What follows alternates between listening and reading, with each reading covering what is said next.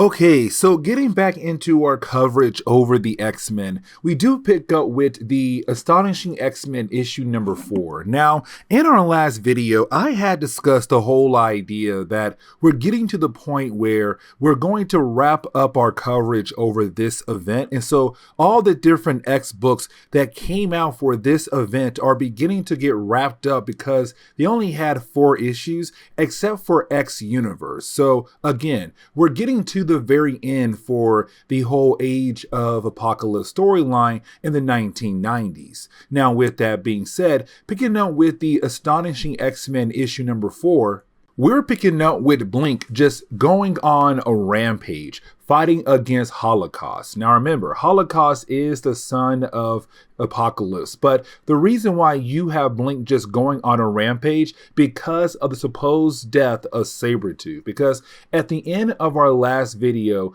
we had saw that Sabretooth appeared to be killed off by Holocaust because you had Sabretooth try his best to allow the X-Men more time to evacuate Chicago while he stays behind to fight against a Holocaust. Now, Sabretooth lost that battle, he was captured, but now it seemed like he is officially dead. And so for Blink, she's very upset about the idea of that because she looked at Sabretooth as a father figure. And for me, it's kind of cool to see how Marvel did that to Sabretooth because in the old timeline, you had Wolverine be that person, that father figure character for a lot of different female characters like Kitty Pryde, I even say Rogue, and also Jubilee. But in this reality, it was Sabretooth playing that father figure role for Blink. But either way, it's just Blink trying her best to get rid of Holocaust. And by the end of their battle, it does seem like she was able to achieve that goal.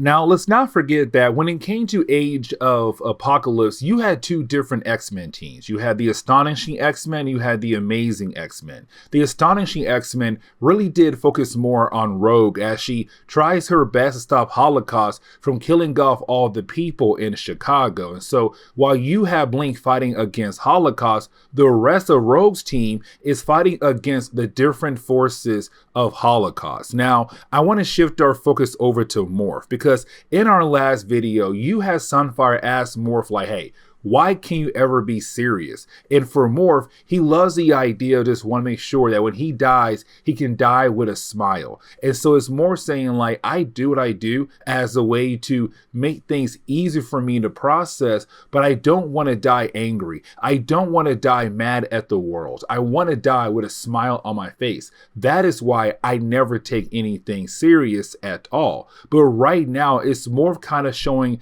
the opposite of that. Like he has some concerns on the possibility that him and the rest of the X-Men might not make it out.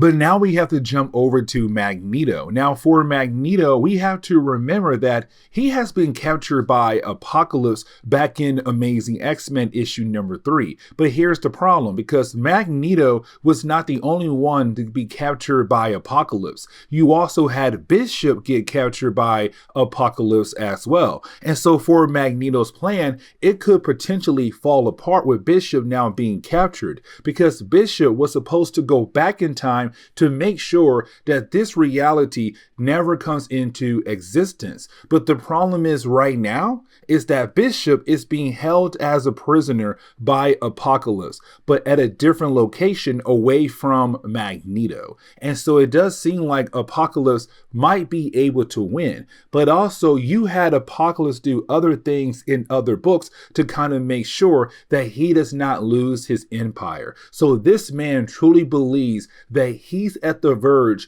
of finally winning this war that has been going on against him for the last few years.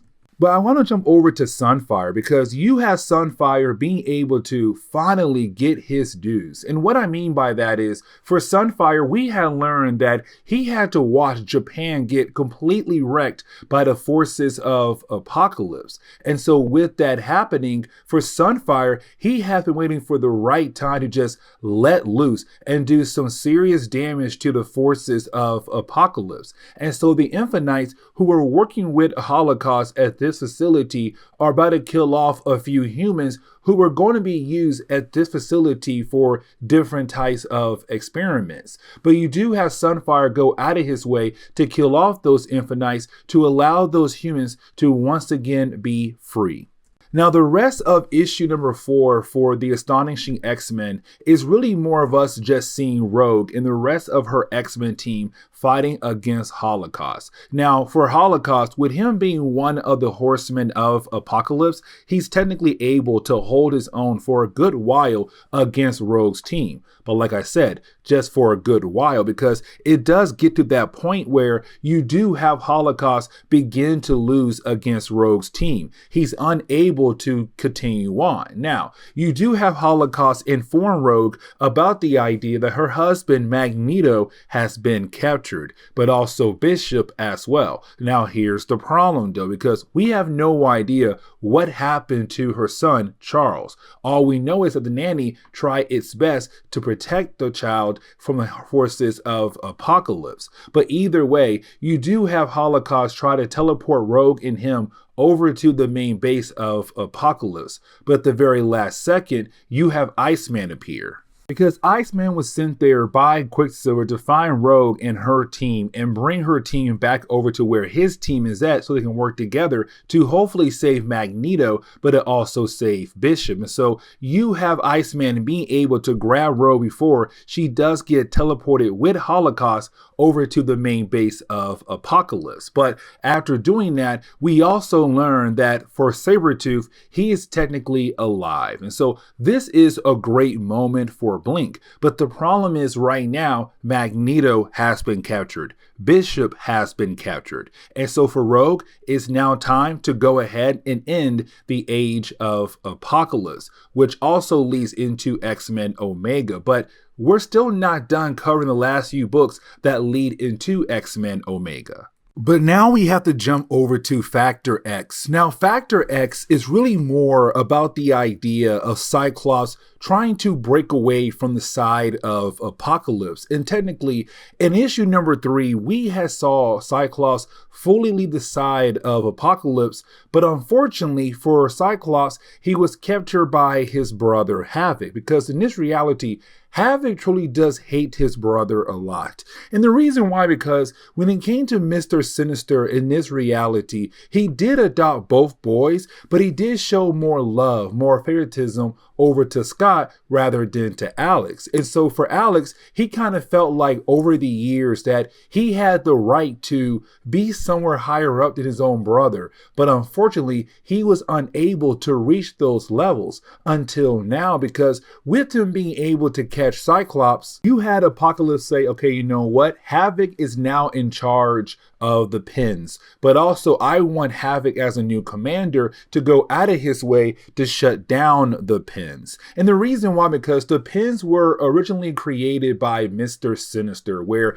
he had captured both mutants and humans for different types of experiments he had going on as a way to advance the mutant race. But with Mr. Sinister also leaving the side of Apocalypse, you had Apocalypse say, shut down every single project that had belonged to Sinister. And so for Havoc, he loves the idea of just going ahead and shut down the entire pins, but also killing off the humans and mutants who are being kept there inside of the cells inside the pins. Now, you also have Havoc get word that Cyclops and Jean Grey had just taken out another group of soldiers that were technically working for Havoc. And so it does make him very upset with the idea that his brother is still out there causing problems for him.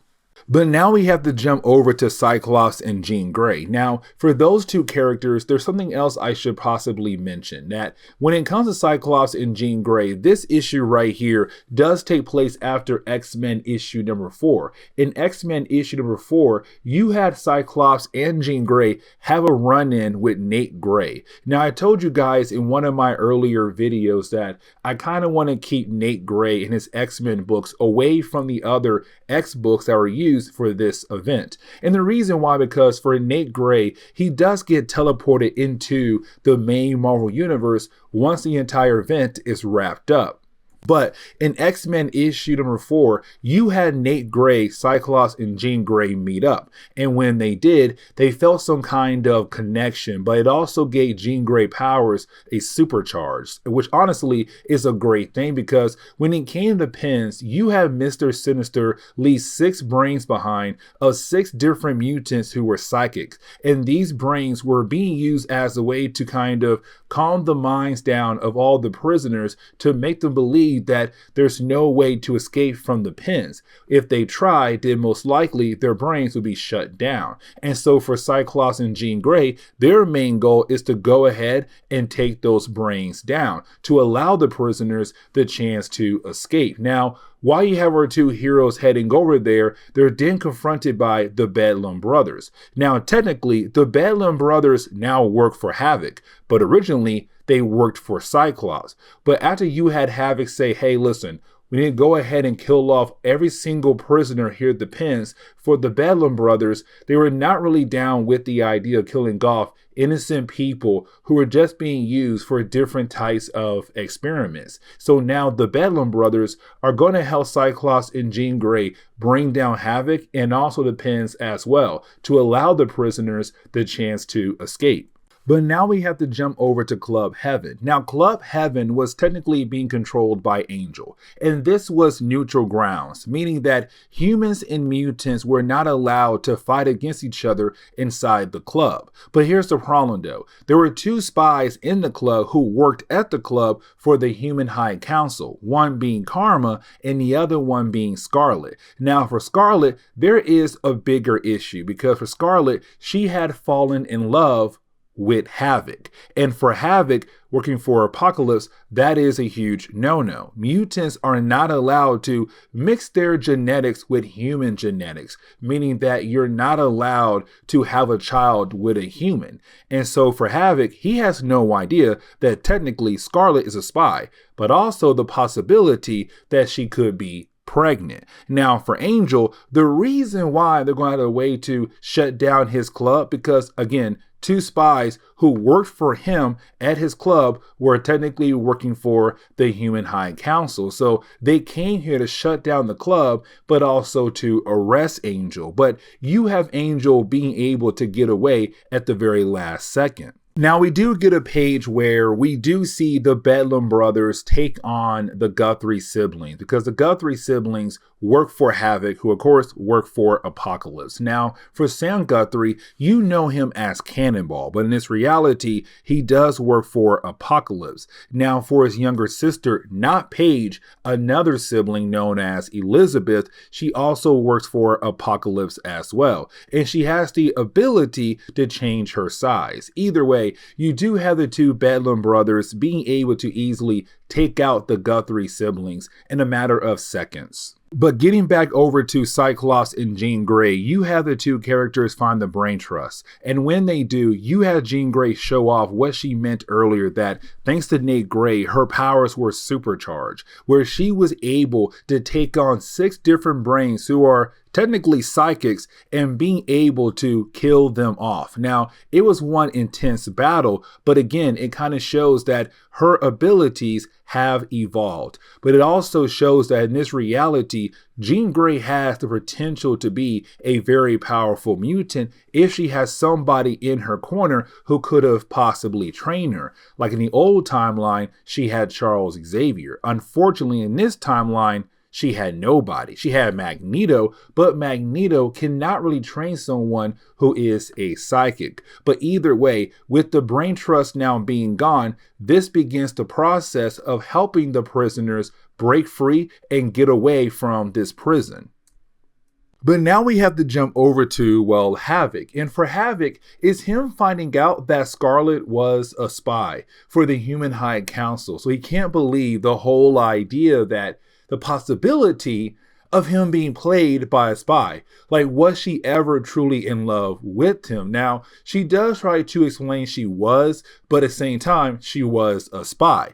But it's also her telling Havoc that she is pregnant. But then the lights go out. And the reason why, because, well, we already know. Because you have Cyclops, Jean Grey, and the Bedlam brothers trying to help the prisoners escape from the pen. But the problem is that you still have some people who work for Havoc and also Apocalypse there as well, trying to stop them. Now, for Dark Beast, he kind of realized it's time to go, because once you have Mr. Sinister leave, Dark Beast kind of took over as the person ran all the different experiments. But now with the prisoners running free, he now knows that sooner or later those prisoners might come after him and possibly kill him. So Dark Beast is gone just like that. And so this kind of leads into the ending of this issue, where it's really more of Havoc going up against Cyclops. Now, the battle is very short-lived. And the reason why, because, well, for Havoc and Cyclops, their powers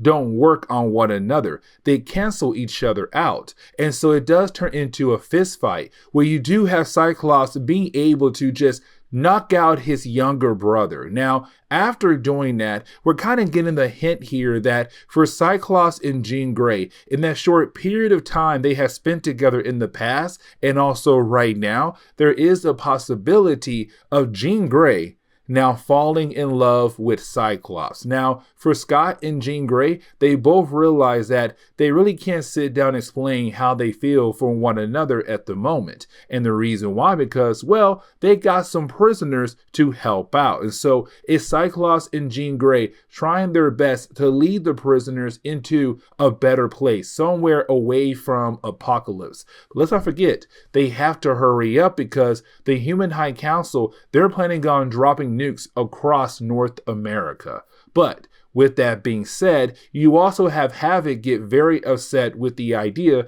that his older brother got away and once again showed him up. And so for Havoc, he still wants revenge against his brother. But this is where we're going to end today's comic book video. So please leave me a like down below and subscribe. But guys, see y'all next time. Later.